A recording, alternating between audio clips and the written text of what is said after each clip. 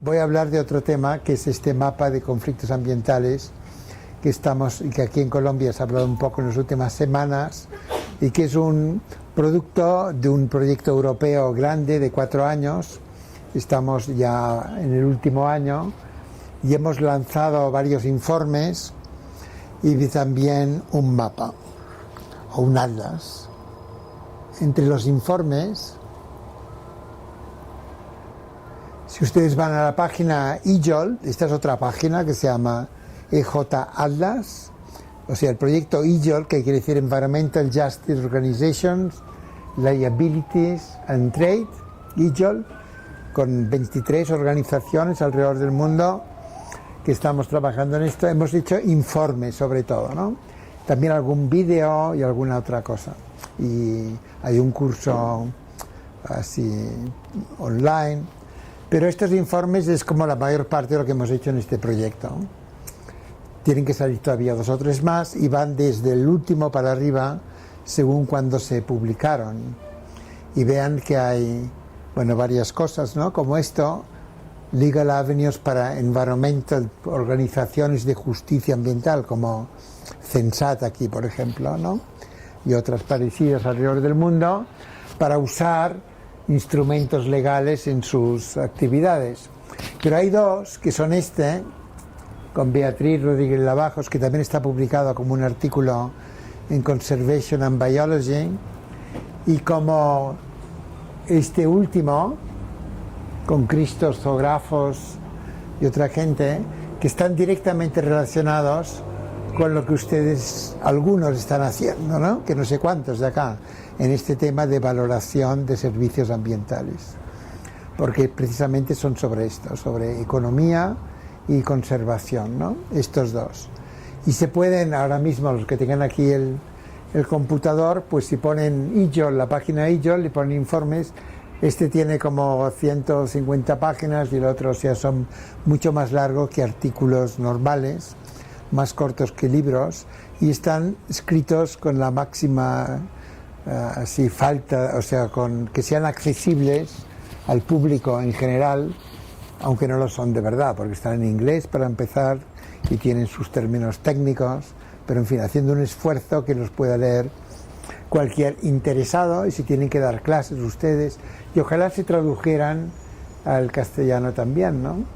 Que es bien posible que lo hagamos, aunque no tenemos plata para esto, o que alguien lo quisiera tomar, el Instituto Humboldt podría ser, y hacer la traducción al castellano. Estaría algo interesante verlo. Los otros informes son como por aquí, por ejemplo, ¿no? Sobre la propuesta del Yasuní TT en Ecuador, pero también en Nigeria, también en San Andrés, por ejemplo, y Providencia, dejar el petróleo en tierra, aunque como no es de ustedes ahora parece, es más fácil todavía proponer esto que cuando era colombiano. Vete a saber de quién es ahora el petróleo que está bajo el mar. Y otros que son, por ejemplo, mismo de una guía a la evaluación multicriterial al alcance del público en general, se supone, que también podría ser útil, etc. Esto es lo que hemos hecho en este proyecto EJOL. Lo digo porque todo el mundo habla del mapa ahora, porque los mapas... Yo cuando era estudiante de Universidad de Economía en Barcelona tenía un profesor muy economista, que decía: los mapas pídanselo a los geógrafos. Dice: ¿los geógrafos qué hacen? Mapas. Y me quedó este prejuicio contra los geógrafos, y hoy en día los geógrafos realmente hacen cosas muy, muy interesantes con mapas. Y la tesis de Alexander Rincón, que fue explicar cómo el cultivo de la coca, ¿no?, se fue viajando por Colombia y correlacionando con mapas de gobernanza, de pobreza, etcétera, a mí me enseñó mucho. El mejor estudiante de doctorado es el que es autodidacta. El segundo es el que tiene un supervisor oficial y otros que no son el oficial, que fue su caso, ¿no? Porque entonces el oficial aprende mucho, digamos, ¿no? Ahora, el estudiante autodidacta es el ideal, porque entonces aprende todo el supervisor. No digo que sea ideal para el propio interesado, digo desde el punto de vista del supervisor, ¿no? ¿Qué mejor que un estudiante autodidacta, que ellos mismos. Tipo, bueno, es igual. Dejando esto que parece que no tenía mucho éxito, el chiste, vamos a... porque quizás que algún estudiante abandonado, que piensa, me han abandonado y ahora quieren que sea... Total, aquí el mapa del IJOL ha tenido éxito y en Colombia, porque lo publicó El Tiempo y El Espectador publicó. ¿Y cómo lo hemos hecho? Lo hemos hecho sobre conflictos ambientales, que yo creo que es el tema de estudio de la ecología política, conflictos de distribución ecológica. O sea, no es cuestión de ver si el precio de los productos agrícolas está más alto o más bajo, como acá, ¿no? Que están los agricultores ahora sufriendo de las importaciones con el TLC, según entiendo, y que o si los salarios son más altos o menos, o qué más, conflictos económicos distributivos, si quién se lleva la renta de la tierra, o todos los conflictos que hay en el mundo sobre la economía, ¿no es verdad?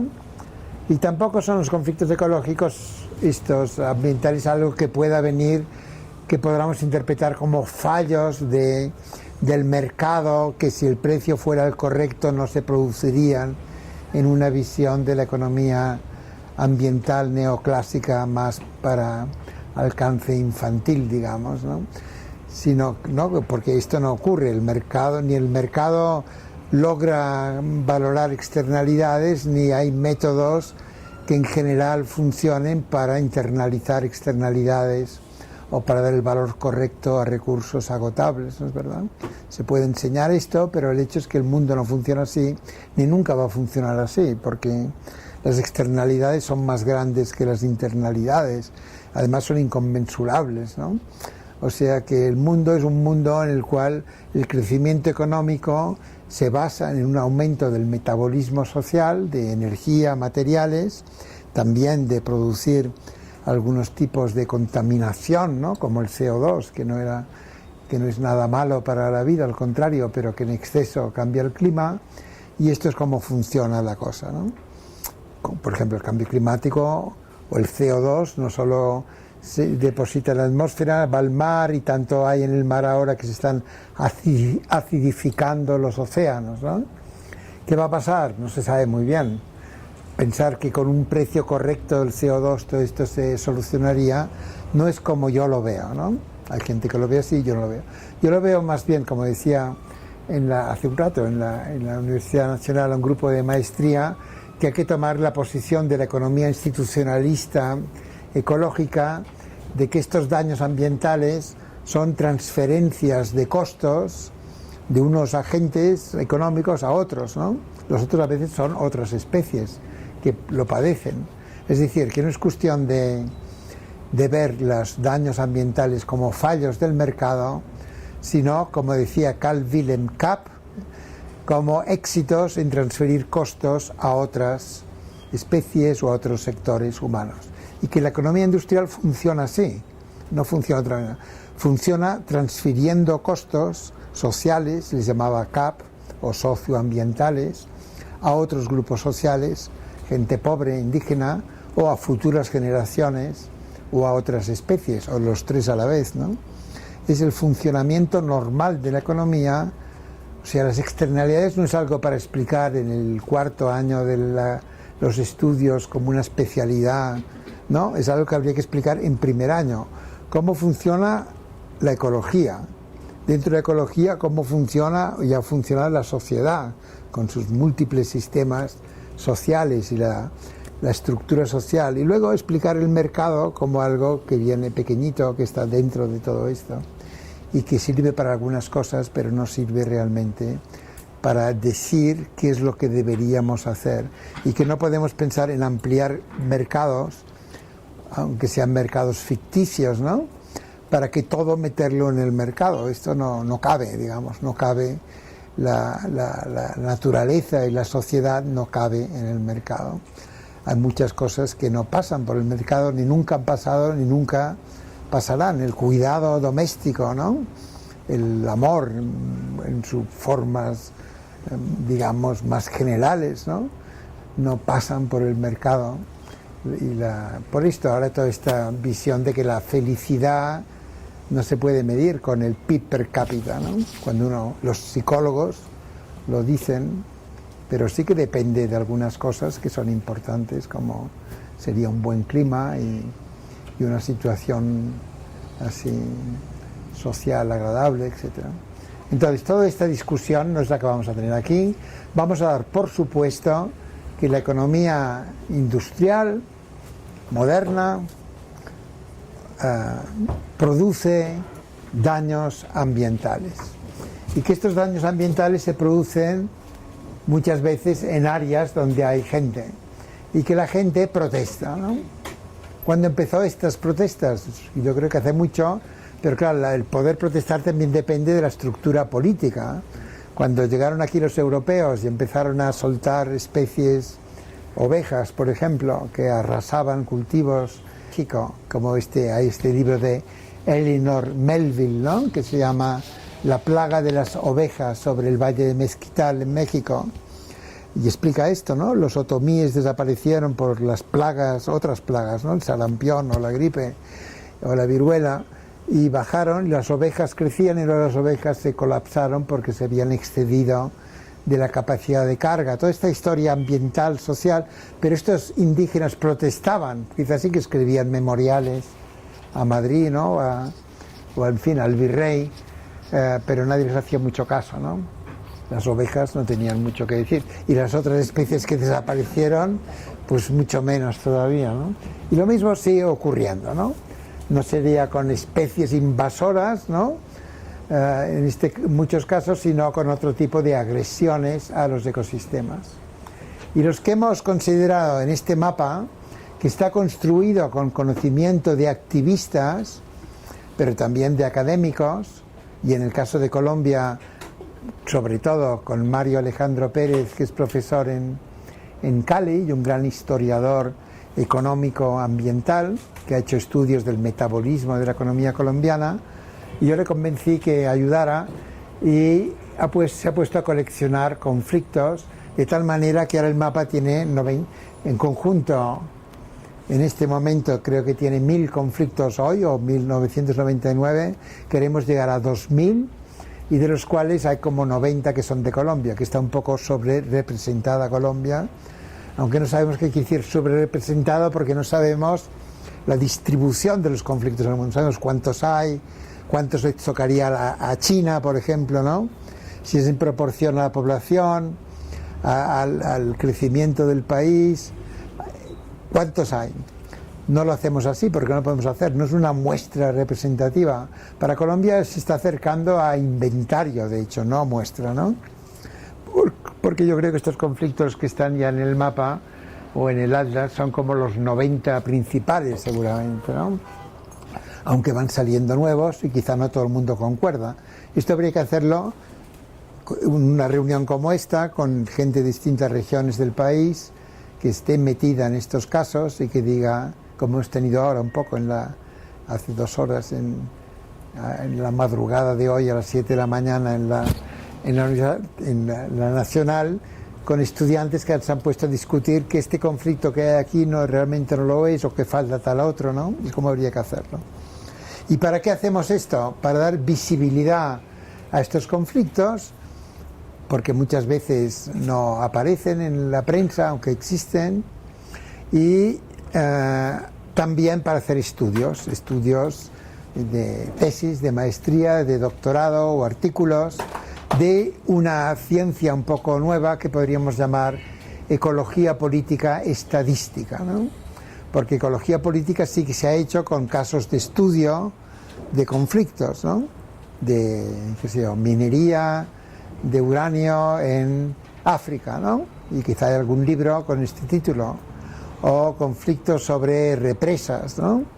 A veces por académicos, a veces por activistas que han escrito muy buenos libros sobre estos temas, ya sea un país, ya sea un tema, o ya sea por temáticos o por países. Temáticos que a veces son a nivel internacional, pero quererlos meter de todos tipos, los conflictos, esto no se había hecho hasta ahora, me parece, y aquí lo estamos haciendo con esta gracias a un dinero de la Unión Europea en un concurso abierto de proyectos. No es que a la Unión Europea le interese esto, al contrario, los funcionarios están un poco asustados de los que tratamos nosotros y dicen, pongan aquí una nota bien visible de que la Unión Europea no tiene nada que ver con esta investigación, ¿no? Solo dimos el dinero, hacemos lo que anunciamos que haríamos esto, pero no se habían dado cuenta de que tendría este resultado.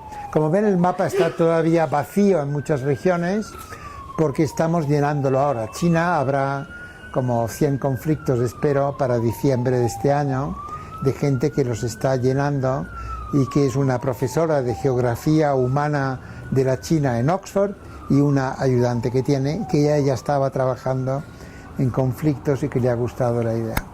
O sea, ¿cómo se ha hecho? Se ha hecho como se ha podido, con bastante dinero, para pagar a los que lo hacen, y a veces como Mario Pérez, que ha trabajado más bien por su propia voluntad y con poco dinero, pero que quiere sacar un libro, me imagino, de esto, y quizá continúa el Atlas de Colombia. En Colombia, si hay 90 casos ahora, quizás llegarán a 300 en 2 años o 3, porque ¿cuántos conflictos ambientales hay en Colombia? Nadie sabe el número, ¿no? En el Atlas que hemos hecho está sobre representada la parte urbana, ¿no? Ahora que he hecho yo.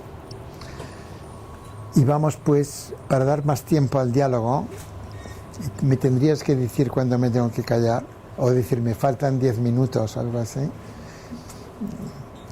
Y ven aquí por países que no tienen mucho interés, aunque, por ejemplo, en Panamá salió el periódico, Panamá está en el Atlas con 4 conflictos, como muy contentos, ¿no? También ha pasado en España, dicen, la comunidad de León irrumpe en el Atlas con 5 conflictos, salió un periódico local, muy orgullosos, ¿no? Entonces, esto sería... ¿qué pasó? Sería algo que no tiene interés. No tiene interés, y en América Latina, pues México y Brasil le van a pasar delante a Colombia en los próximos meses en el número de conflictos que hay en el Atlas, ¿es verdad? Porque tiene que ver con la extensión del país y con la población del país. Entonces, más bien tiene interés esto, quizá, ¿no? Porque los analizamos según el producto principal, incluso incluyendo offsets de carbono, ¿no? Proyectos red que han resultado ser conflictivos. Aquí si hay más. O sea, los puntitos están representados con esas 10 categorías exclusivas. O sea, si es una, no puede ser otra. Por ejemplo, una represa, el Quimbo acá, estará seguramente como water management, ¿no? O podría estar como un conflicto de infraestructuras, ¿no? Una de las dos cosas. Pero luego dentro habrá otras categorías complementarias, sí. Muchas gracias. Entonces, si volvemos acá, podríamos ver por tipos, ¿no? Por tipos de que sean todos estos que ponen. No sé si lo pueden leer desde allá atrás. ¿Pueden o no pueden? Paula, ¿se puede leer esto? ¿Qué dices? Sí que se puede leer, ¿no? Bueno, los más miopes hay 3-4 sitios aquí delante todavía. O los que tengan computador, que lo entren aquí, los que tengan aquí el laptop, lo entren. Si no lo ven nada, no sé cómo podemos continuar. Sí, cierren ventanas quizá.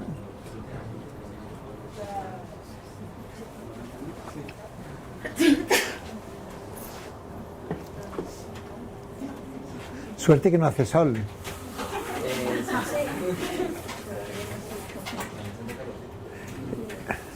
Para los próximos seminarios tienes que inventar un sistema.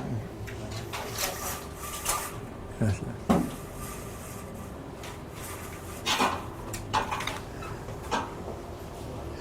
Entonces, que alguien colabore y diga, de toda esta serie de conflictos aquí, vamos a poner, porque pone Seymour, ¿no? Hay más todavía. Alguien que diga, yo estoy trabajando en explotación de minerales, que claro, que luego hay muchos subconflictos, cobre, oro, ilmenita, de tierra, de agua, deforestación, represas, también de minas, pero las escorias y de petróleo y gas.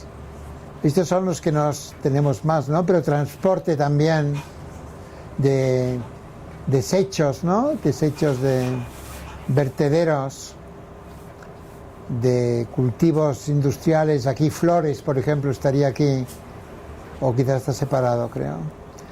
De parques naturales, ¿no? Como el conflicto está con población indígena, tal vez. Seguro que aquí alguien estudia esto. De carbón, en fin, hay muchos distintos. Como ven, esto sumaría bastante más de 1000 porque aquí les permitimos a la gente que ponga 2 o 3 categorías a la vez, ¿no? El que viene en la ficha.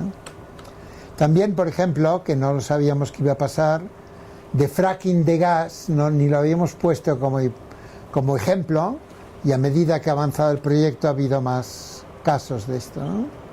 En Colombia no hay, pero hay en Argentina ahora, o debería haber la ficha, etcétera. También hay, en fin, todos estos. Y hay también, parece que 1 o 3 solamente de biopiratería, pero esto también depende de si en la India va a haber más casos, etc. Total, esto yo no creo que represente nada en especial en cuanto a cuántos conflictos hay más, depende de las categorías, ¿es verdad? Pero sí sirve para hacer estudios transversales. Por ejemplo, veamos estos de plantaciones, incluyendo pasta de papel, ¿no? Pasteras, y como aquí, Smurfit, por ejemplo, aquí hace unos años, Smurfit cartón, ¿no? ¿Cómo se llama?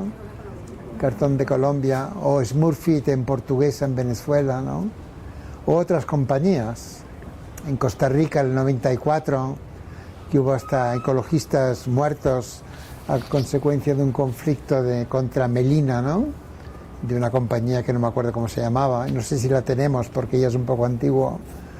Entonces, conflictos, ¿cómo son los conflictos de plantaciones de árboles? A ver, alguien que conozca alguno de estos conflictos. Y que en el mundo pues tenemos todos estos, unas decenas, ¿no?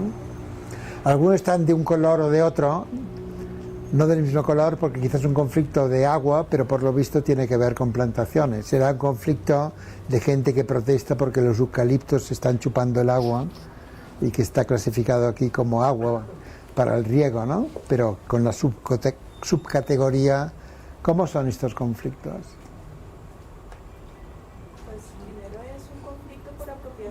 De la tierra, ¿no? Porque esto solamente funciona si es extensivo. Casi todos son terrestres los conflictos. Hay marinos, terrestres y aéreos, ¿no? Pero pocos. Extraterrestres no tenemos. No, quiere decir que la categoría apropiación de tierra es tan amplia que no sirve de mucho. Sí. Y propiedad, desplazamiento, muchísimo, por ejemplo, con la parte de Palma, también en este momento. Pues la tierra también es un conflicto con recursos, porque cuando yo apropio territorio, estoy apropiando el suelo, pero también estoy apropiando el agua. O sea, una plantación de eucaliptus, ¿no? Por ejemplo, a juicio de los que se sienten perjudicados, porque ahora veníamos con el carro, ¿no? Con alguien que decía, no, en la ficha tendrías que poner la opinión de los que dicen que no hay conflicto, que todo va muy bien. Digo, no podemos. Aquí tomamos partido por los que dicen que hay un conflicto, aunque ellos no lo causan, ellos responden a una presión exterior que viene del metabolismo social, de que cada vez hay más papel en el mundo y muchos de estos conflictos son para pasta de papel, aunque no solamente, ¿no? Puede ser una plantación de árboles para absorber carbono también lo pondríamos aquí en la categoría. Entonces, si lo miramos, veríamos precisamente esta oposición por la pérdida de servicios ambientales, como podría ser que haya agua que supuestamente el agua del freático está desapareciendo por culpa de los eucaliptos, según el folclore local o según la realidad biológica.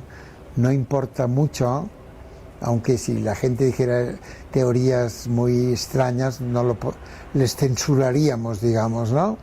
Pero si alguien dice, estamos contra eucaliptos porque se chupan el agua, los que estamos moderando estas fichas lo dejamos pasar. Yo lo dejaría pasar.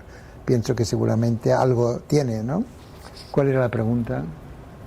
No, era un elemento adicional al tema de conflictos socioambientales en torno a plantaciones forestales o a producción maderera.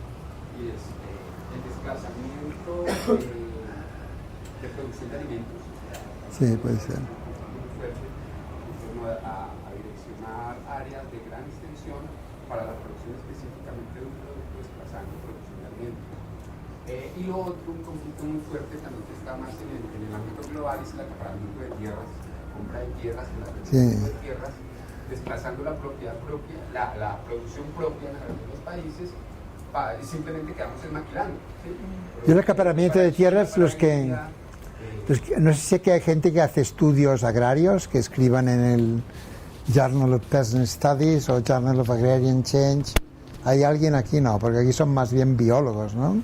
¿Cuántos son biólogos aquí, por favor? ¿Y cuántos son economistas?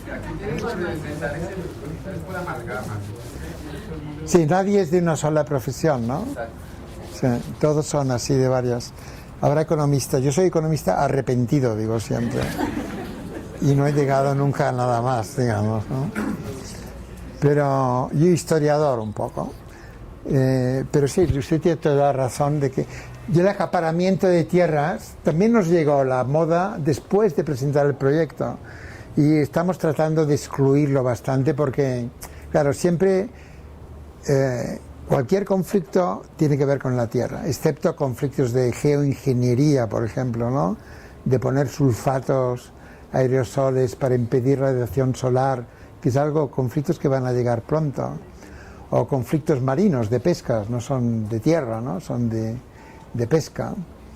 Yo más bien, tenemos una categoría que se llama conflictos de biomasa y de tierra, porque la tierra muy frecuentemente es para la biomasa, ¿no?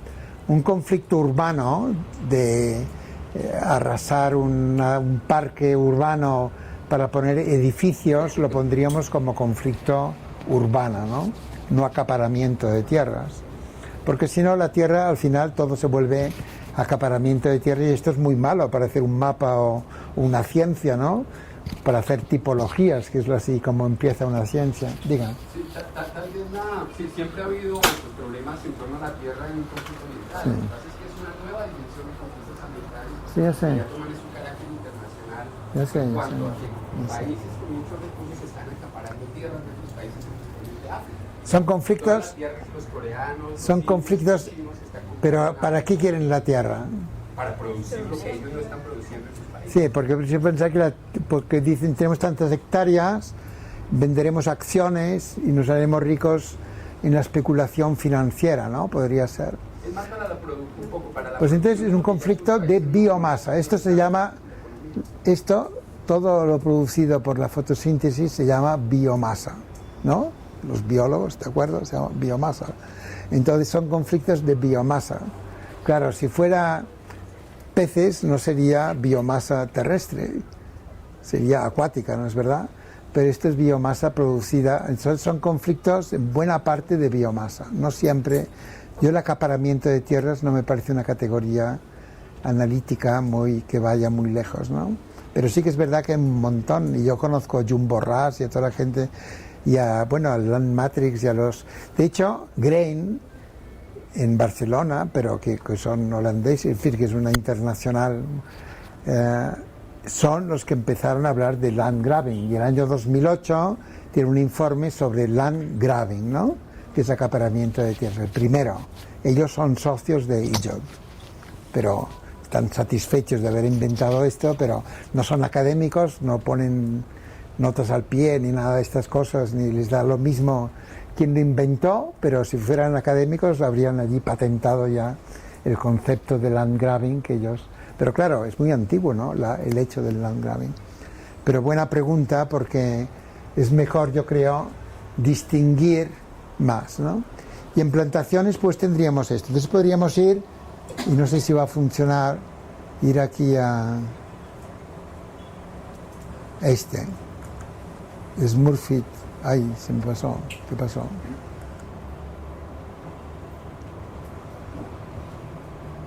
No hay que hacerlo así, hay que hacerlo viniendo aquí. Por ejemplo, Botrosa, ¿no? Es en Ecuador. Y Smurfit estará aquí.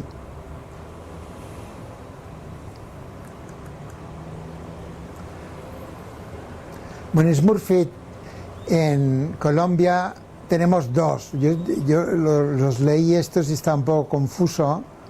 Allí está en un lugar que se llama Sevilla, que está ¿dónde? En el Valle del Cauca. Y aquí explicamos. Entonces, estas fichas, por si tienen ideas al respecto, ponen el nombre del conflicto, ¿no? A veces la compañía, como aquí, a veces es el nombre que la gente local le ha dado. Miramos de poner el país también, o la región al menos, y explicamos al primer nivel qué tipo de conflicto es. Si no lo ven, no servirá nada.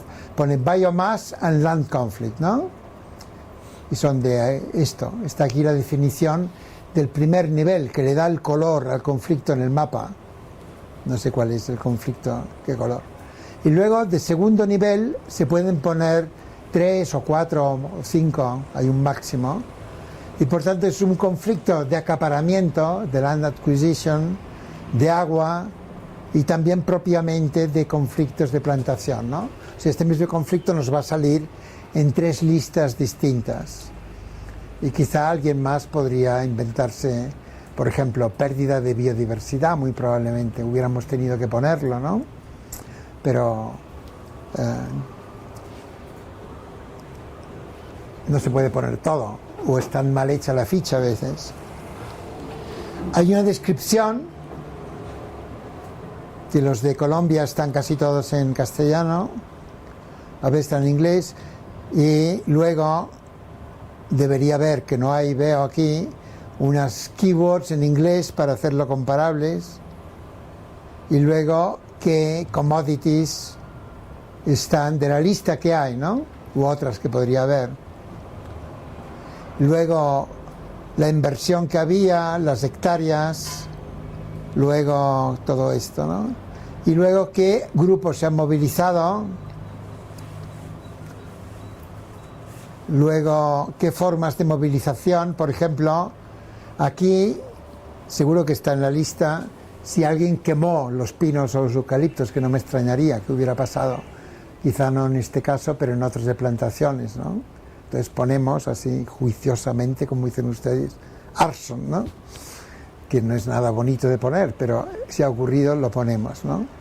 Y puede haber otras formas de movilización, como de todo. En una mina puede haber huelgas, o puede haber marchas, puede haber protestas de esto, puede haber participación en juicios. Y aquí hay algunas. Por ejemplo, objeciones al el manifiesto de impacto ambiental, ¿no? Que a veces sale, a veces no sale. Bueno, luego podemos, dentro del Atlas y con el filtrando por esto, tener un subconjunto de conflictos en América Latina con objeciones al impacto ambiental. No solo en América Latina, en Brasil, que tengan que ver con minería y objeciones al impacto ambiental, ¿no? No lo vamos a hacer todo esto nosotros. O sea, por esto se llama un atlas. Se pueden hacer una infinidad de mapas a partir de este atlas, ¿no? Antes en la Nacional ha preguntado, ha dicho, hay conflictos que se solucionan. Por ejemplo, el conflicto de floricultura en la sabana de Bogotá, ahora ya no se habla porque han cambiado la tecnología y todo el mundo está contento. No sé si es verdad. Entonces, perdona, hemos buscado y tenemos en el atlas 4 conflictos de una commodity que se llama cut flowers, ¿no? Flores cortadas. 2 en África, Kenia, quizá hay más y dos, un Ecuador y otro la Sabana de Bogotá. Claro, en Sabana de Bogotá no hubo un conflicto, hubo un montón de conflictos, pero lo llamamos un conflicto. En el mapa es un poco difícil dibujarlo, haría falta un perímetro. Dime, Paula. No, yo tengo como unas dudas, preguntas sobre la cuestión metodológica que estuve buscando en la página, pero no sé si es que no busqué bien, si existe, digamos, una explicación un poco más detallada de la metodología. Por ejemplo, ¿cómo se define un conflicto?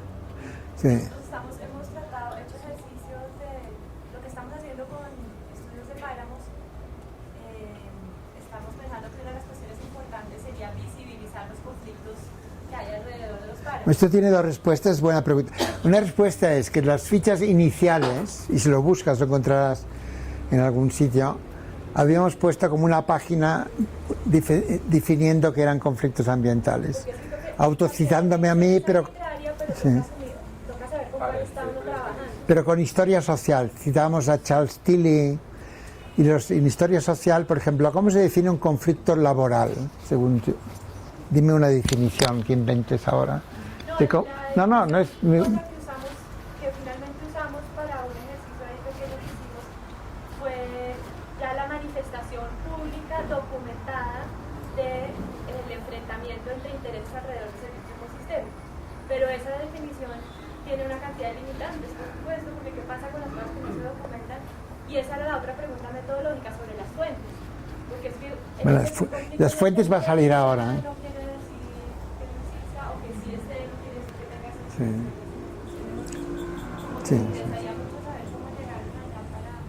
Pero aquí estamos, bueno, no nosotros, sino un montón de gente como iniciando un estudio de ecología política que no es solo casos de estudio, sino sí más cuantitativa, y en el cual nos encontramos con este problema, ¿no? ¿Qué quiere decir conflicto ambiental? Pero creo que ha habido otras ramas así, ciencias sociales, que ya lo han más o menos abordado, por ejemplo, en historia del movimiento obrero, ¿no? Bueno, primero hay que creer que sí que ha habido un movimiento obrero. Claramente lo ha habido. Si uno lee E.P. Thompson, Historia de la clase obrera en Inglaterra, pero esto era como monografías, ¿no? Y luego, por ejemplo, inventaron formas de actuación, huelgas, por ejemplo, ¿no? Quizás están inventadas de hace miles de años, yo no sé si... Pero no se llamaban así, ¿no? Paro le llaman acá. Un paro obrero, ¿no? Aquí todo el mundo, uno va a Wikipedia, estoy seguro, y pone paro obrero. Se llama así cuando la gente deja de trabajar organizadamente reclamando salarios mayores, por ejemplo, ¿no? Y es una forma de actuación conocida, implica... Y en el movimiento feminista uno encontraría cosas así, ¿no? Conceptos que se han inventado. Pero claro, ¿cuándo empezaron las mujeres a protestar? Bueno, el día que se acabó el patriarcado, al día siguiente empezaron a protestar, quizá, con razón, ¿no es verdad? Pero sus reivindicaciones, por ejemplo, esto lo pregunté antes, dijo, ¿cuándo se alcanzó el derecho de voto femenino en Colombia? Y me han dicho con Rojas Pinilla, que no creo que fuera un feminista muy destacado él mismo, pero lo copiaría de otro sitio, ¿no? Le dirían, ya es hora de que... Y tampoco era muy aficionado a las elecciones democráticas, ¿no es verdad? Pero, en fin, hay que verlo a nivel global. Entonces, es una buena pregunta. La segunda parte de las fuentes lo veremos ahora con un caso. Yo quiero unir una... metodológico de esto que no podemos... Y luego tenemos un artículo enviado a una revista con la metodología. Entonces, si pasa el artículo, quiere decir que estamos bien. Yo creo que un poco la preocupación que plantea Paula, que la comparto, y es que creo que un primer paso para definir un conflicto ambiental es verlo como un proceso amplio, proceso entendido porque uno ve y realmente lo que está viendo son como sucesos, o sea, hubo un conflicto por una redistribución de algún recurso o de algún elemento de diversidad, pero creo que sería útil ver más allá y que estos son procesos sociales de largo aliento por la relación que establece una sociedad específica con su entorno. Y ya que usted dice que uno tiene que acudir a otras disciplinas o otros campos del conocimiento, pues ya hay escuelas desde la geografía humana y la antropología, de ecología política. Sí, pero creo que es desde la ecología humana y yo creo que ¿cuál es la causa de los conflictos? Usted que ha empezado antes. Claro, es otra pregunta de percepciones. imposible. No. Asimetría en el poder. Intereses. Aquí dicen una cosa muy interesante de parte de la ecología política, es la simetría en el poder, ¿no es verdad? Esto es bien importante. Hay unos que lo padecen, otros que no, y los que lo padecen a veces protestan, a veces no se atreven a protestar, a veces protestan de una manera tan tenue que ni escuchas. Esto es verdad. Esta es la parte política de la ecología política, ¿no? La simetría del poder. La otra es la parte ecológica, es el metabolismo social. Aumenta la extracción de materiales, aumenta el transporte, va a haber un canal de Panamá en Nicaragua, ¿no es verdad? O no, pero en fin, ya habrá sus conflictos al respecto. ¿Por qué? Porque cada vez hay más transporte de mercancías, etcétera, ¿no? Entonces hay conflictos debido, yo creo, a que la economía mundial, creció la población, crece la economía y cada vez el metabolismo aumenta y por tanto la extracción llega a fronteras de extracción donde antes no llegaba, como acá en el Meta, por ejemplo, ¿no? O Casanare, que ahora hay conflictos de extracción de petróleo que no había antes, ¿no? Creo que esto como hipótesis podría funcionar Claro, es que por un hay tiempo. conjunto de sucesos y eventos, pero vistos en conjunto son un proceso. Y creo que ese es Pero un el pro- avance desde la metodología. Pero el proceso, ¿cuál es? El proceso que está Es un detrás. proceso, una combinación de procesos, un proceso Sí. social histórico. La ecología también tiene historia, a su vez, y es verlo en conjunto y eso cómo se materializa finalmente en un, pues, el metabolismo yo lo veo más como una materialización de esas relaciones de poder en un entorno, en un paisaje, por ejemplo. Yo no, Es un yo lo veo indicador. que el metabolismo es lo que lleva a luchas económicas y de poder, ¿no? Pero en fin, el hecho es que el metabolismo lo podemos medir muy bien. El poder quizás, o sea, cuánta energía, de qué tipos, ¿no? Y cuántos materiales, ¿no? Y cuánto unos materiales, como en minería, arrastran otros. Materiales, por ejemplo, ahora en Chile están a un nivel de energía, de capacidad de 1 kilovatio por persona, ¿no? De potencia, que es como en España más o menos. Y Piñera quería doblarlo. El único motivo para doblarlo es energía para la minería, ¿no? Entonces un tipo de metabolismo te está arrastrando otros, ¿no? Porque no les haría falta, ninguna falta de tener más electricidad. Un poco en el mismo sentido de la inquietud de Paula y de Germán, que es, luego de que aparece el mapa, en el país se empieza a hacer una interpretación en torno a desempeño ambiental. Es decir, se empezó a interpretar que por ser el país que tenía el segundo mayor nivel de conflicto, Bueno, sí. era el segundo país con peor desempeño ambiental, Esto es lo la- cual hizo que pasáramos de un puesto 17 a un segundo puesto. Eso lógicamente... Pues todo esto no vamos a esto no es serio, digamos, No, para permítame, porque esa es la inquietud. Eso generó pues como esa interpretación a nivel nacional que salió en prensa, que salió pues en la voz de muchos expertos ambientales, y de hecho le preguntan a la ministra de Ambiente por qué sucede eso, que el país en un corto tiempo pasa de un puesto 17 en desempeño ambiental a un puesto segundo de peor desempeño ambiental. como hubiera llamado a mí, lo hubiera tranquilizado. Le hubiera dicho, el año que viene será el cuarto. ¿Qué? En el ejercicio se incluyeron la evaluación de problemas relacionados con saneamiento básico, lo cual hacía pues que se sobredimensionara la problemática ambiental del país. No sé cuál puede ser la razón. Bueno, lo pueden buscar, si tú tienes todo, lo buscas luego, pones Colombia, buscas la lista de Colombia, lo podemos mostrar de conflictos de Colombia, o lo cruzas por saneamiento, deben haber 4 o 5 de saneamiento, no más, ¿no? Lo que predomina en nuestra lista de conflictos de Colombia es los de minería, en parte porque la lista se ha basado mucho en lo que hizo OCMAL, ¿ya? El Observatorio Latinoamericano de Conflictos Mineros, que tiene como 200 casos en América Latina, que es una ONG, y también se basa pues en lo que Censat ha explicado, o lo que Mario Pérez, que es de acá y conoce Colombia, con sus estudiantes ha ido rellenando, y lo pueden ver, ¿no? Lo pueden ver las fuentes. ¿Sería adecuada esta interpretación? No. El hecho de ser un país con mayores niveles de conflicto ambiental tiene también un peor desempeño ambiental. Primero ¿cómo mide usted el desempeño ambiental? Hay el invento de Yale, de un abogado de Yale, que no recuerdo cómo se llama, que se inventó un índice que aquí en Colombia la gente comenta y que yo no conozco a nadie más del mundo que le dé ninguna importancia, porque su objetivo era que Estados Unidos saliera bastante bien, digamos, ¿no? Esto fue así. Luego hay el Ecological Footprint, la huella ecológica, que claro, mide mucho más el dióxido de carbono que se produce, donde Estados Unidos per cápita, ¿no?, sale de los peores y Colombia saldrá bastante bien, porque ustedes dentro de todo no es un país que gaste tanto petróleo y carbón por persona, y el carbón que exportan no hay que atribuirlo aquí, ¿no?, hay que atribuirlo donde se queme el carbón. Y hay varios, no hay un solo índice de desempeño ambiental, no puede haberlo, ¿no?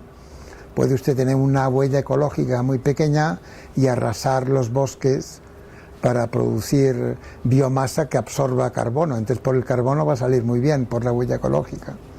Bueno, y por una parte la huella ecológica. La huella ecológica es bastante bueno, pero no mide todo, no mide la toxicidad, por ejemplo, ¿no? Usted puede tener un país lleno de cianuro y de mercurio y la huella ecológica no lo mide, ¿no? Este es otro tema. Entonces, el debate colombiano ha sido interesante, salió en El Tiempo, El Espectador, porque es verdad que había muchos casos, pero también porque hay muchos conflictos, ¿no? Pero en todas partes hay muchos conflictos. El país donde hay más conflictos de América Latina ambientales saldrá Brasil, todo el norte de Brasil, conflictos de tierra, y el segundo saldrá México, que es proporcional a la población, además, ¿no? Giovanni, ¿se propone hacer como actualización de las fichas? El autor está como encargado de ir haciendo como una actualización. No, esto es imposible. Puedes acabar de explicar esta ficha como un ejemplo, que cuál era, la de Smurfit. Y aquí tenemos los impactos divididos en visibles en la ficha, ¿no? Puedes marcar. Vean los que hay, pero también los que no hay, ¿no? Por ejemplo, sería raro que pusiera Smurfit gran contaminador químico, ¿no? No creo que lo sea. Sobre la salud, sobre sociales, si el proyecto ha sido interrumpido o continúa actuando, qué es lo que ha pasado como respuesta, qué alternativas dice la gente que hay, según el que ha llenado la ficha, ¿no? Que seguramente no es una persona, esto es una persona, ha pasado por 2 o 3 manos hasta que está aquí publicado. Si es un éxito de la justicia ambiental, no lo es, y explica por qué no lo es. Y luego aquí vienen las leyes, pero aquí vienen las fuentes, ¿no? Y en este caso, las fuentes están aquí claramente puestas, las que se han usado, ¿no?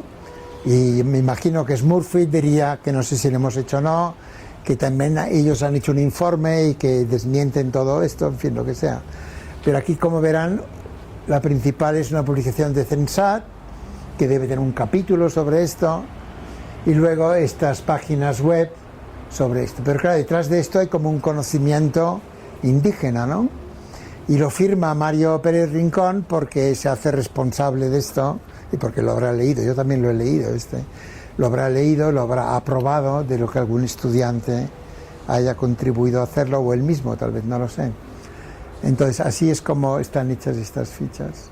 ¿Y de qué pueden servir? Para hacer correlaciones, comparaciones, para quizá luego hacer algo que sería, en este caso de plantaciones de árboles para papel, o para quizá también algunas de palma de aceite que estarán metidas acá, ¿no?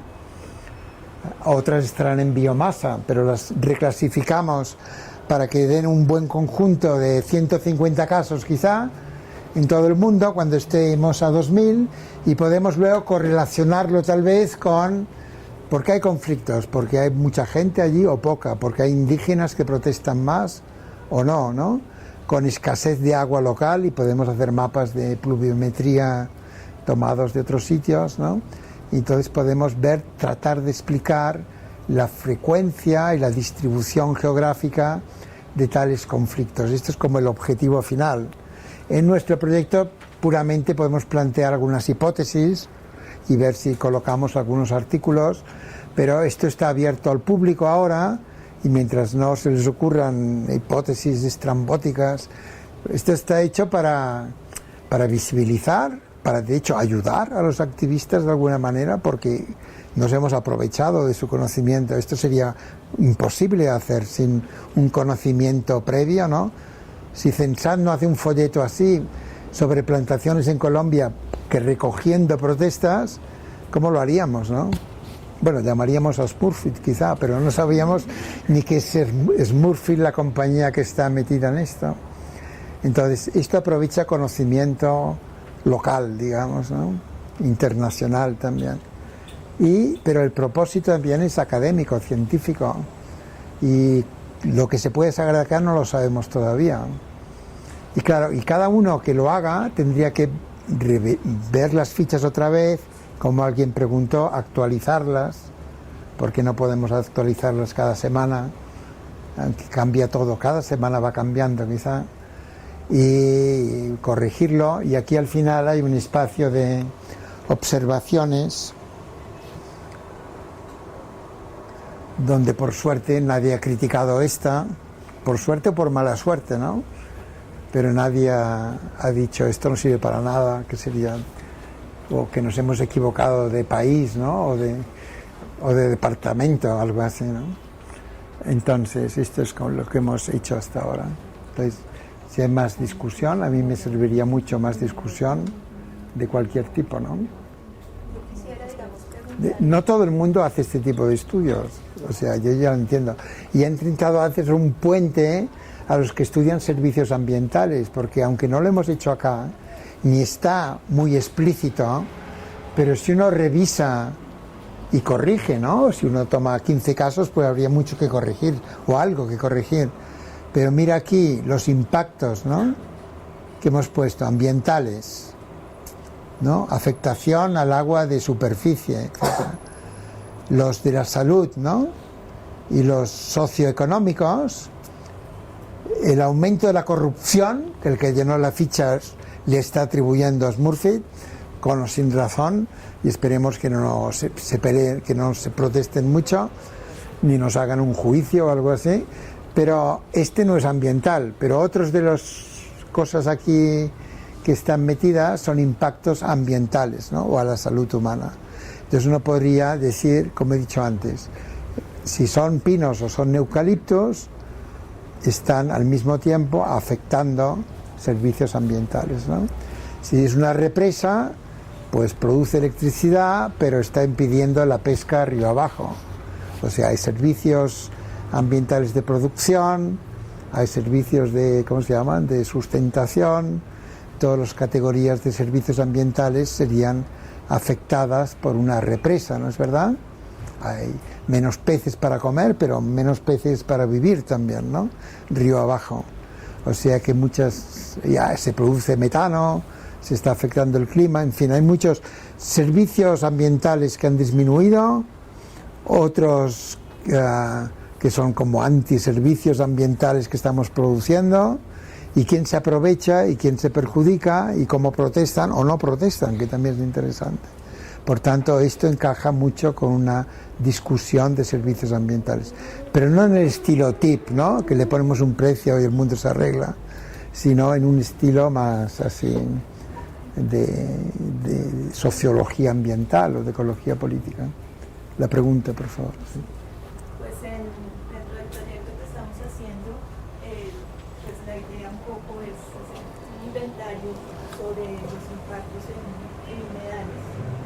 Y digamos que la ruta que hemos tomado es desde los sectores hacia lo que se llama los impulsores de cambio.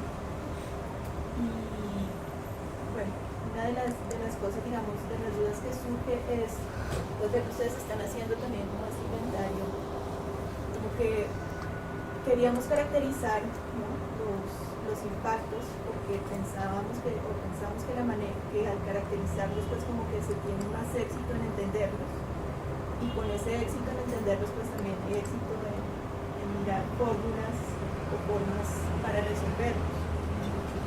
Pero ¿cuáles serían, digamos, los mínimos? Si existen, o sea, obviamente cambian de acuerdo al objetivo de esto, o cuáles fueron, digamos, los mínimos o la discusión que ustedes tuvieron de los mínimos sobre este ejercicio del presente. Sí, bueno, o sea, yo creo que aquí la cuestión sería no es tanto resolver nada, sino hacer como haría un historiador, ¿no? Porque en el fondo esto, si se va actualizando, quedarán algunos que ya son históricos y que ya no vas a actualizar más, ¿no? Y de aquí a 20 años todo esto será historia, estos conflictos. Ojalá fuera así, quizá. O no, pero en fin, en 50 años serán historia. Entonces, un historiador podría venir, abrir estas fichas y hacer historia de los conflictos ambientales en el Pacífico colombiano, por ejemplo, ¿no? O conflictos de manglares en el mundo, manglares contra camaroneras. Y entonces el tema no es resolverlos, el tema es explicarlos y entenderlos y hacer de alguna manera avanzar una nueva manera de ver la ecología humana, la economía ecológica, la ecología política, en el cual el conflicto no queda aparcado o dejado a las buenas manos de un ministerio o del ejército o de quien sea que tenga que resolverlo, o sino ver qué pasó. Y lo que pasa es muy importante, no solo como saber qué pasa en el mundo, que es lo que la universidad tiene que hacer también, o el Instituto Humboldt, ¿no? Explicar qué pasa, sino también yo creo que según cómo acaban estos conflictos, avanzaremos o retrocederemos respecto a una economía más sostenible, ¿no?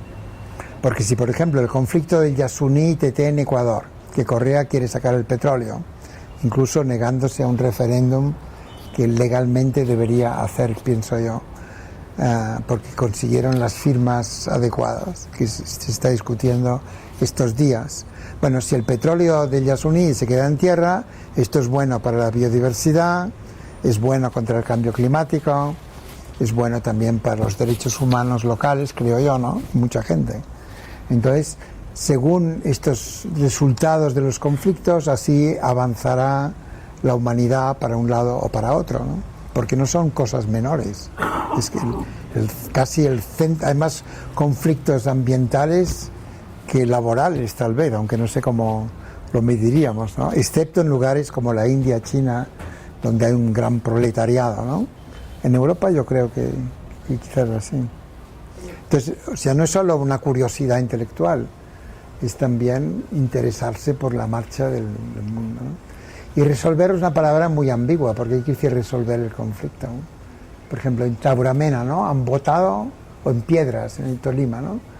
Han usado un invento latinoamericano que es el referéndum local, o que en Latinoamérica se está propagando. Los estados, los gobiernos dicen, esto no sirve, pero da lo mismo que diga que no sirve. La gente vota y tiene una fuerza política, sale en la prensa que han votado en contra. Entonces, ¿conseguirán que el petróleo no salga o fracasarán? ¿Y qué es mejor? Bueno, la palabra que es mejor es absurda, ¿no? Depende para quién y para qué horizonte temporal.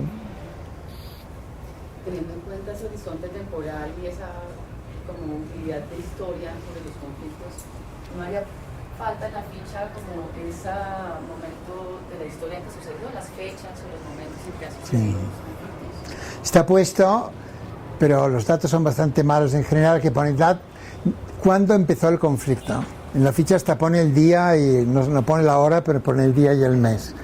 Entonces en muchos hemos puesto solamente el año, ¿no?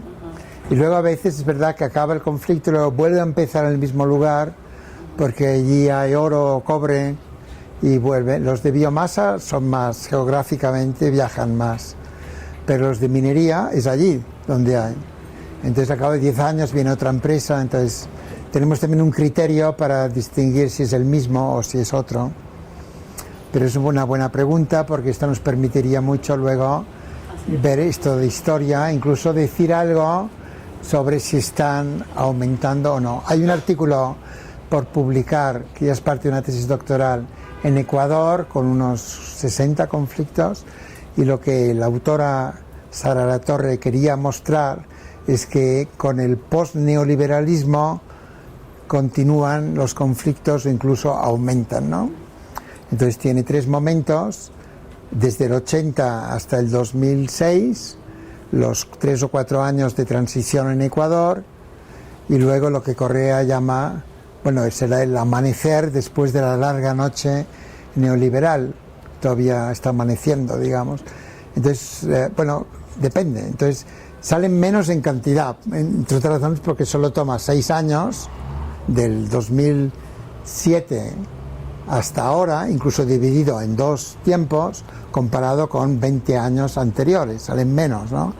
Pero de alguna manera salen con más población metida, son conflictos más grandes, porque son de gran minería o de petróleo, que ya eran muy grandes antes o continúan. Total, ¿lo demuestra o no? No sé, pero su intención es plausible y es verdad, ¿no? O sea, los gobiernos post-neoliberales en América Latina continúan siendo extractivistas, ¿no es verdad? Ustedes todavía están en la larga noche neoliberal, más o menos, ¿no? Pero que duerman bien, digamos, pero algún día saldrán de ella. ¿Y para dónde saldrán? Para hacer lo mismo en cuanto al ambiente, aunque sea muy distinto en cuanto a la economía, por ejemplo, y no habrá privatizaciones, sino nacionalizaciones. Pues este tipo de discusiones se pueden hacer, incluso probarlo, ¿no? Es decir, en nuestra ficha, que habrá que revisar, pero el conflicto tal empezó el 2007, el 2008, por tanto pertenece a este periodo. Buena pregunta. ¿Sí? Esto es, incluso podría ser como Ecuador es pequeño y sumamos los conflictos de Bolivia, de Argentina, de Ecuador, ¿qué más país post-neoliberal hay? De Venezuela, ¿no? Y vemos que comparamos con los gobiernos neoliberales y no sé qué saldría, ¿no? Tiene que salir algo muy claro para que la diferencia fuera estadísticamente significativa, además. Bueno, profesor, a mí el ejercicio me parece muy interesante, además inspirador para los que nos enfrentamos a intentar entender las complejidades que los territorios presentan en relación con los conflictos ambientales. Esa tipología me genera algunas inquietudes cuando pienso cómo podríamos nosotros pues sumarnos, por ejemplo, o usar ese avance que ustedes tienen en pensar los diferentes tipos de conflictos ambientales en relación en el trabajo que nosotros hacemos con páramos. Si nosotros entendemos que los conflictos ambientales están definidos en gran medida por la simetría de los poderes, esa clasificación o la decisión de incluir determinado tipo de conflicto ambiental en una de esas clasificaciones me genera algunas preguntas porque, por ejemplo, una misma situación problemática puede tener diferentes interpretaciones y esa interpretación derivaría en la decisión de incluirla en un conflicto en una de las tipologías o en otras. Me explico, si por ejemplo tenemos una cuenca en páramo donde se manifiesta el conflicto explícito por la contaminación debido al monocultivo de la papa, los afectados que manifiestan la inconformidad son los usuarios de un acueducto que está fuera del páramo y ahí encontramos un conflicto específico, pero si sobre esa misma cuenca tenemos otro conflicto donde la autoridad ambiental declara un área protegida que prohíbe la actividad productiva en esa parte alta, ahí los afectados que manifiestan también explícitamente el conflicto son los que veo que es otra de las categorías que ustedes tienen, están manifestando esa otra afectación negativa a causa de esa. ¿Cómo podría yo tomar la decisión en incluirla en alguna de esas categorías? Para el objetivo final entiendo que es poder tener unas caracterizaciones generales de los conflictos para poder hacer comparaciones. Eso a nosotros nos sirve mucho porque estamos analizando páramos que tienen diferentes dinámicas y nos interesa poder hacer sacar ese tipo de conclusiones. Bueno, esto no es un ejercicio, digamos, sino que es una base de datos, ¿no? Que estamos haciendo, basado en conocimiento de activistas en buena parte y de otras informaciones. Y naturalmente, hacer una ficha de esta, si uno tuviera que empezar, por ejemplo, que usted le diga, por favor, ¿por qué no nos ayuda haciendo Italia, ¿no? Porque Italia todavía lo tenemos descuidado. Y que usted no sea italiana, ni conozca Italia, hasta que aprenda la geografía. O sea, podría hacer uno por semana, más o menos. o 2, ¿no? Y con errores como tienen todos, pero si le dicen Colombia lo haría antes, ¿no? Pero ver que esto implica aquí 8 años de trabajo de una persona o 10, lo que no está hecho así, ¿no? Está hecho muy en colectivo con 60, 80 personas que algo han colaborado. Cuando vean Colombia, Mario Pérez, es falso, no es Mario Pérez. Él los ha revisado, pero ha sacado de segunda mano. Esto es una base de datos y contiene errores como cualquier base de datos. Veo ahora que para Colombia, y quizá hay alguno de Ecuador, el ecosistema páramo, que es tan característico de acá, aunque tendrá cosas parecidas en África, ¿no es verdad? Pero quizá con no sé si hay frailejones también o algo parecido habrá, pues, pero no sé cómo se le llaman páramo también, porque es como se llama científicamente el páramo o no, que sería interesante verlo, pero no está aquí tan inmediato, habría que rebuscar dentro de la base de datos. Aquí me salen solamente 4, ¿no? Y ustedes dirán, el Huacheneque no sé ni dónde está, y no sé cómo sería el Almorzanero. Yo he estado allí y es minería de carbón, yo he estado allá 2 veces, creo, y sé de qué va. Páramo Santurbán lo sé porque es famoso en el mundo y tiene que ver con minería de oro, ¿no? Y el otro que queda, Rabanal, más o menos me suena, pero tampoco sé muy bien. Quiero decir, pero aparte de mi ignorancia, que se amplía cada día cuando vengo a Colombia o viajo por el mundo, entonces la idea, por ejemplo, ahora me doy cuenta de que hay muchísimos más páramos y muchísimos más conflictos debe haber de páramos. Entonces usted podría leerse estas fichas y, bueno, no tiene mucho sentido que se ponga a criticarnos, porque el tema ya hemos hecho bastante, digamos, ¿no? ¿Quién nos va a criticar? Que hemos equivocado, que hay una afectación que realmente no exista, se puede corregir, digamos, ¿no? Pero lo que es verdad que esta base de datos no sirve para hacer un estudio de páramos en general, no hace falta ni entrar en las fichas, ¿no? Lo que hay que hacer es profundizar en cada caso concreto, que ya ha hecho, mucha gente lo ha hecho, y ver esto. Quizás sí que sale alguna cosa que usted no conocía, sobre todo si a través de esto se va a Kenia y ve que en Kenia también ha habido algo parecido en algún otro lugar, ¿no? Minería así a gran altura y que ha afectado.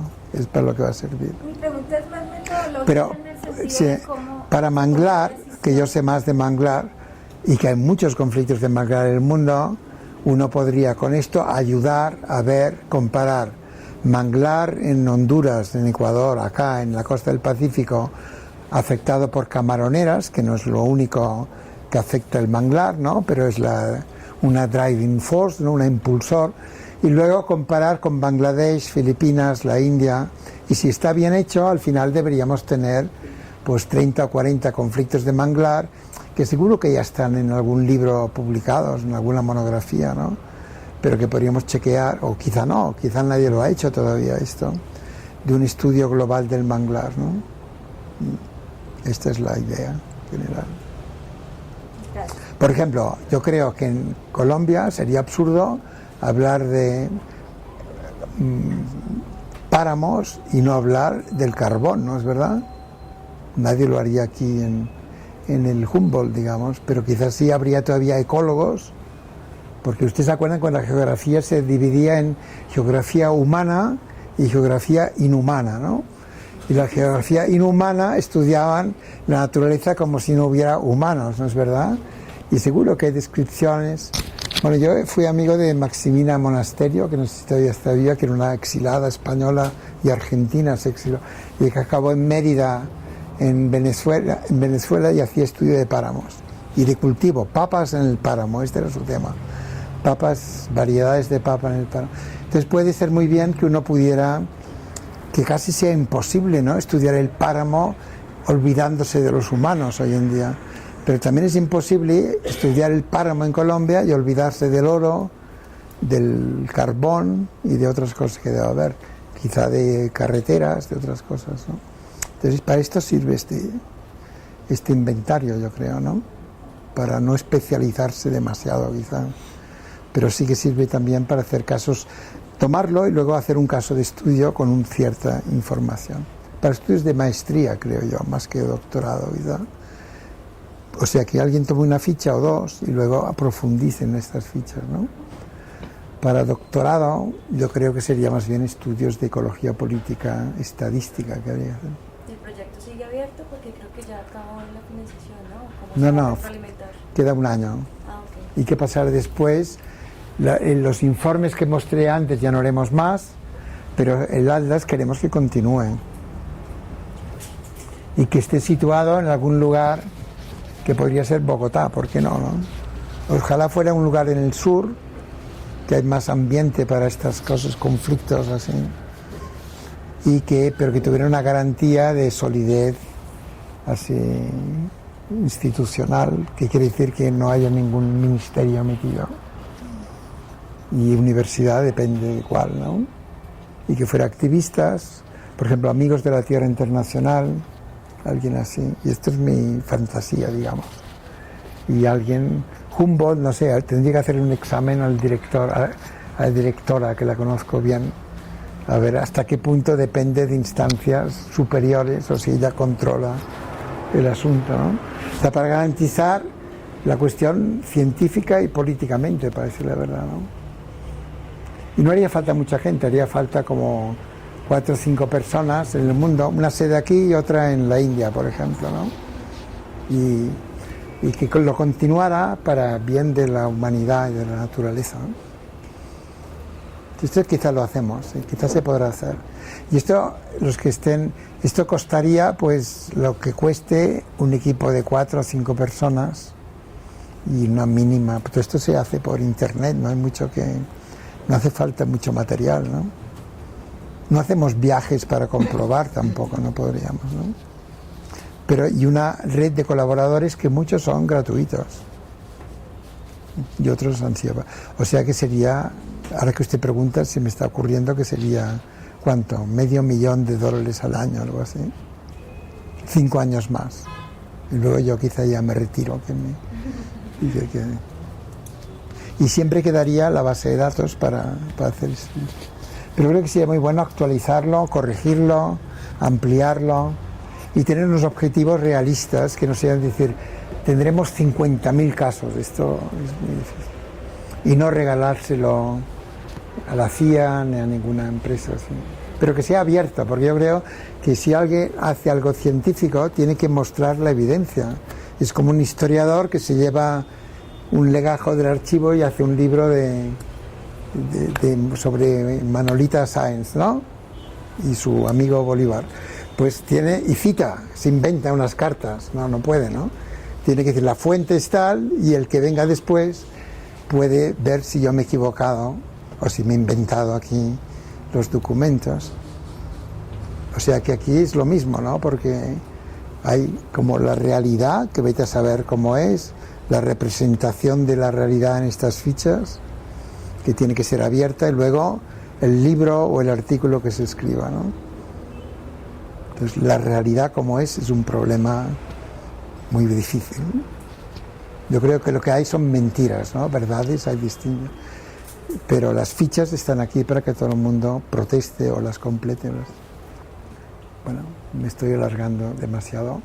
Si hay alguna así idea nueva, aportación, protesta, o... Europa se gasta dinero de investigación en muchas cosas inútiles, entonces más inútiles que esta todavía. Entonces no está. Pero yo, aparte de los chistes, creo que avanzar en el estudio de los conflictos es una buena cosa, porque hay muchos y mucha gente está implicada, y en fin, es bueno que se sepa, ¿no?, lo que pasa. Y no frialdad, pero la objetividad o la aspiración a la objetividad, no, a decir la verdad, que es algo muy simple de decir, es algo que cualquier investigador universitario tiene que tener, es nuestro principio básico, no decir mentiras, ¿no? Y decir verdades que se pueden ser, hipótesis que se puedan comprobar, esto es lo que se trata. Pero no ocultar nada tampoco, porque sea políticamente de mal gusto, ¿no? Por ejemplo, antes han preguntado, aquí cómo salen las FARC o salen los ELN en los conflictos. Bueno, si está bien hecho en Colombia, naturalmente deben salir alguna vez, ¿no?